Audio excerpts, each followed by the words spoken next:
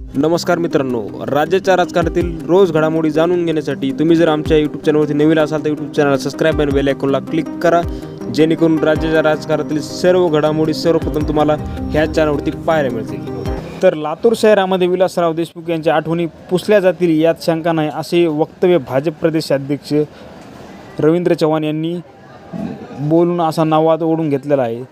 ते काल लातूर महापालिकेच्या निवडणुकीच्या प्रचारासाठी आले होते। सभेत बोलताना त्यांनी केलेल्या वक्तव्यामुळे एकच वाद पेटला आहे। काँग्रेसने या वक्तव्याप्रकरणी चव्हाण यांना माफी मागावी अशी मागणी केली आहे, तर आमदार अमित देशमुख यांनी या वक्तव्यावर तीव्र नाराजी व्यक्त केली आहे। तर अभिनेते रितेश देशमुख यांनी सुद्धा या वादग्रस्त विधानावर प्रतिक्रिया दिली आहे। लातूरमध्ये अनेक जुन्या जाणत्या राजकारण्यांनी चव्हाण यांच्या या वक्तव्याचा समाचार घेतला आहे। लातूरमध्ये कार्यकर्त्यांचा उत्साह आहे। हा उत्साह पाहून लक्षात येते की लातूर शहरात विलासराव देशमुख यांच्या आठवणी पुसल्या जातील यात कोणतीही शंका नाही, असे वक्तव्य भाजप प्रदेशाध्यक्ष रवींद्र चव्हाण यांनी केले आहे। पण त्यांच्या या वक्तव्यावर लातूर नाराज झाल्याचे दिसते। स्थानिक अनेक नेत्यांनी या वक्तव्याचा चांगला समाचार घेतला। लोकनेत्यांचा हा अवमान असल्याची प्रतिक्रिया उमटली आहे। आमदार अमित देशमुख यांनी या वक्तव्यावर नाराजी व्यक्त केली आहे। तर या प्रकरणी वाद उठताच रवींद्र चव्हाण यांनी छत्रपती संभाजीनगरमध्ये कुणाच्या भावना दुखवल्या असतील तर दिलगिरी व्यक्त करतो असे चव्हाण यांनी म्हणाले।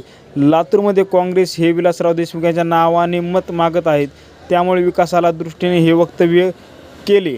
अमित देशमुख हे माझे चांगले मित्र आहेत। हे वक्तव्य राजकीय दृष्टी पाहून नये, तरीही आपल्या वक्तव्याने कोणाच्या भावना दुखल्या असतील तर मी दिलगिरी व्यक्त करतो असे चव्हाण म्हणाले। तरीही सुद्धा अमित देशमुख यांची तीव्र नाराजी यांच्या वक्तव्यावर होती। रवींद्र चव्हाण यांनी असे विधान करायला नको होते।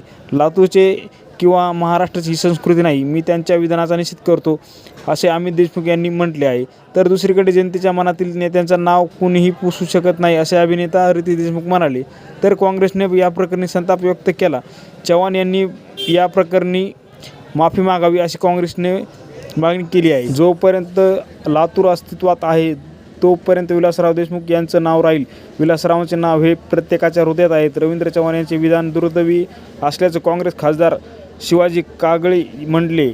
भाजप प्रदेशाध्यक्ष रवींद्र चव्हाण यांनी विलासराव देशमुख यांच्यावर बोलताना त्यांच्या आठवणी लातूर शहरातून पुसलेल्या जातील असं वादग्रस्त वक्तव्य केलं आहे। लातूरमध्ये भाजपच्या बूथ कार्यकर्त्याचा मेळावा होता। यावेळी बोलताना त्यांनी जयघोष करायला सांगितला आणि त्यानंतर त्यांनी या जयघोषानंतर नक्कीच 100% शहरातून विलासराव देशमुख यांच्या आठवणी पुसल्या जातील असं म्हटलं आणि हा वाद पेटला। तर मित्रांनो, तुम्हाला काय वाटतंय?